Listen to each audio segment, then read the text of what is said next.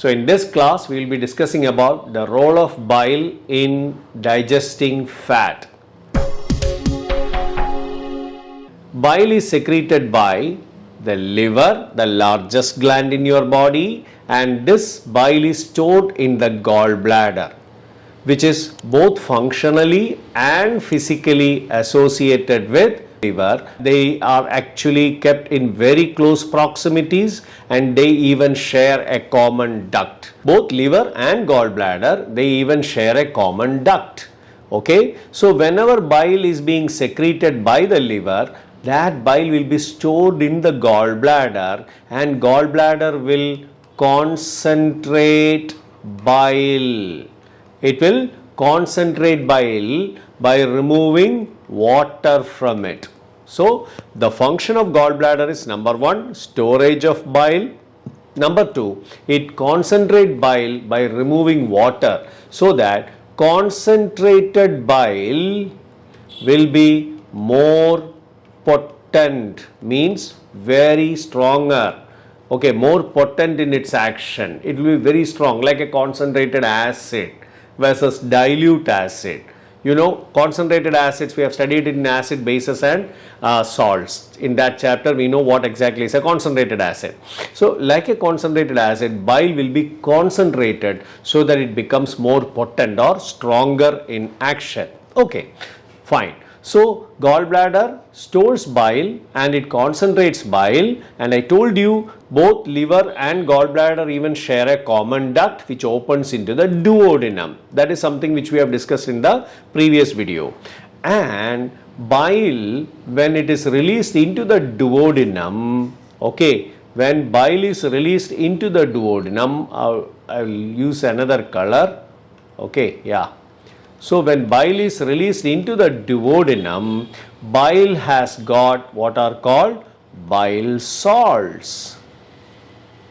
Bile is made up of water, the most or predominant component. Second is bile salts, and the third one is bile pigments, which are excretory or waste substances that will be actually, they are to be removed from our body. So we have got bile pigments. Okay, now we are focusing only on bile salts because bile salts are the real emulsifiers, or bile salts are the one which act as detergents.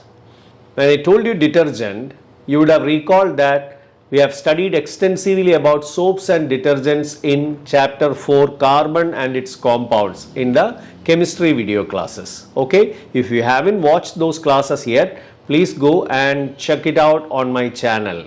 Alright, so detergents, emulsifiers or detergents, they are actually biological detergents. That means it is produced in our own body.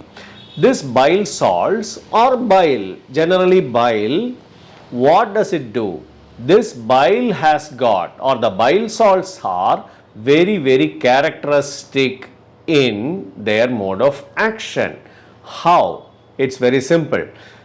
Before understanding why you need bile for digestion of fat, because digestion of fat will have to be carried out by pancreatic lipase. Alright, lipases are the enzymes which are going to digest fat, but for digesting fat, pancreatic lipase needs the help of bile. When I say bile, the bile salts present in the bile. Why? Because this fat, so-called fats, are made up of small tiny fat droplets, and these droplets, fats in general, have a tendency to aggregate in the presence of water. Why? They get aggregated in the presence of water. Why? Fats are hydrophobic. They are hydrophobic. That means in the presence of water, I represent water like a V-shaped structure. Okay, this V-shaped structure which I am drawing right now indicates water. Okay, so when in water is present around fat droplets, suddenly they run towards each other, they aggregate and they will form fat aggregates which have got very high surface tension. Just like you get tensed up, they will also get tensed up because of the presence of water. Reason, they don't like water, and when someone doesn't like water, they are hydrophobic. Okay, so they will have a very high surface tension. Since they get aggregated together and form dense bodies like this, you say that they have a very high surface tension and they have a very low surface area. That means the area which they expose to outside becomes less. Reason, they get crowded together and they try to minimize their exposure. So they have a very high surface tension and very low surface area. Since they get aggregated together and since they have a high surface tension, the lipase enzyme which is present in this pancreatic juice. In the previous video I have told you pancreatic juice has got more than 90% of pancreatic juice is water. That means lipases, the enzymes are present in this water, and that means the presence of water and lipases along with water make the fat droplets to aggregate and forms big globules, and they will have a high surface tension, low surface area, so that lipases cannot digest them. They can't enter into and start digesting. It's not possible. So you need someone who can enter into, who can intervene, who should enter and break these aggregates into small parts or pieces, so that their surface tension decreases, the surface area increases, so that the lipases can easily start digesting them. Who will do that job? That is a function of bile. Bile, when I say bile, the bile salts in the bile will do that job. What will they do and how they can do this job? That is the peculiarity of bile salts. Let's see how it is. Take a look at this. See, this is the fat globule which I just mentioned, made up of so many fat droplets. They got aggregated, small droplets as well as bigger ones. All of them got aggregated and they formed a big globule with high surface tension and low surface area. And now you know what happens. This bile salt, as you see here, has got two regions. One is the hydrophobic region, just like the fat globule, and the other one is the one which I have shown in the green dot format, that is hydrophilic portion. So bile salts have got a hydrophobic region with which it can interact with the hydrophobic fat, because both of them are hydrophobic, so they can interact. And the hydrophilic portion of the so-called bile salts will interact with the surrounding water molecule. Okay, so this fat globule is surrounded by water molecule. Okay, I'll just show you this one. This fat molecule is surrounded by water molecule. You know that because pancreatic juice is having more than 90% of pancreatic juice is water. So it's in an aqueous environment, and that's where you have this, and that's where you have this enzyme, pancreatic lipase. Alright, so pancreatic lipase enzymes are here, okay, along with this water, but they cannot start breaking the fat globule. Therefore, you know what happens with this hydrophobic portion, the bile will interact with fat globule. With the hydrophilic portion, it will get attached with the water, as you see in this diagram.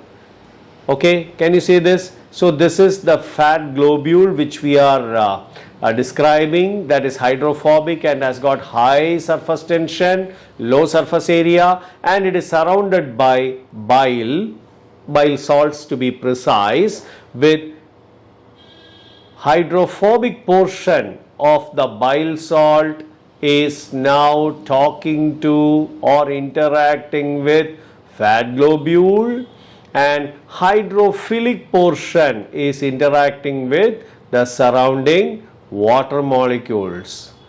That is where we have got the enzyme. Now you just see these hydrophobic pieces, hydrophobic portion of bile salts, they will start binding with each and every part of this globule as I am just marking in this picture, and they will just pull them apart, because here water interaction with the water will make a force of attraction towards this side, alright, and when water pulls the bile salts to their side, they will also take out a piece of fat globule, and you get many tiny fragments of fat globules. Look at this, these globular fats have become fragmented ones. Now if you see, the smaller fragments have got more surface area. That means the enzyme can attack through different ways. They have low surface tension and high surface area. So as I am marking right here in this picture, you can see there are different doors or openings through which now the lipases can attack the fat droplets. Thus, bile decreases the surface tension, increases the surface area by breaking down the aggregated fat globule into smaller pieces, and this fragmentation, because of a hydrophobic end and hydrophilic end for the bile salts, is called emulsification or detergent action. I repeat, because bile salts or bile, you can say bile or bile salts, because bile/bile salts have got hydrophobic and hydrophilic ends, they could attach both to fat droplets as well as the water or aqueous environment, and this results in breaking down of fat droplets into smaller pieces. When they break down it into smaller pieces, there will be more surface area, less surface tension. Because there is more surface area for fat, the so-called pancreatic lipase enzyme can easily attack or easily digest fat, and this process of breaking down an aggregated fat globule into smaller, simpler parts with the help of both hydrophilic and hydrophobic ends of bile is called emulsification, and this is a kind of detergent action. Therefore, bile is a biological detergent. Hope the function of bile is clear to you now. So, in this session, we have learned gallbladder, function of gallbladder, that is, bile will be secreted from liver and it is stored in the gallbladder. Gallbladder will concentrate bile, make it more potent or stronger, and when the food enter into your duodenum, suddenly the bile, which has got a pH of 8 to 8.5, that's a range. That means it has got an alkaline pH, and this alkaline pH of bile, which contains plenty of water, will mix with the acidic food that is coming from the stomach along with pancreatic juice, so that there is an overall alkaline environment that is conferred. So bile has got a function number one, it neutralizes the acidic food and provides an alkaline pH in the duodenum. Point number two, bile has got the property of emulsification. Bile can act as a detergent, okay, and it helps to break down fat globules into smaller fragments. So functions of bile clear to you. And what was the functions of gallbladder? Number one, storage. Number two, concentrating the bile so that it becomes more potent or more stronger. Okay, if you have understood this particular part, that is function of bile, function of gallbladder, function of liver, now we will have to move on to the next part, the intestinal glands and intestinal juice. I hope this video helped you understand the concept of nutrition in human beings. If you still have any doubt or questions, please let me know in the comments. I will try to explain those in the forthcoming videos. To get the notifications of new videos, please subscribe to my channel. If you find this video helpful, do not forget to like it, and if you think it will be useful for your friends, please share it with them. Thank you.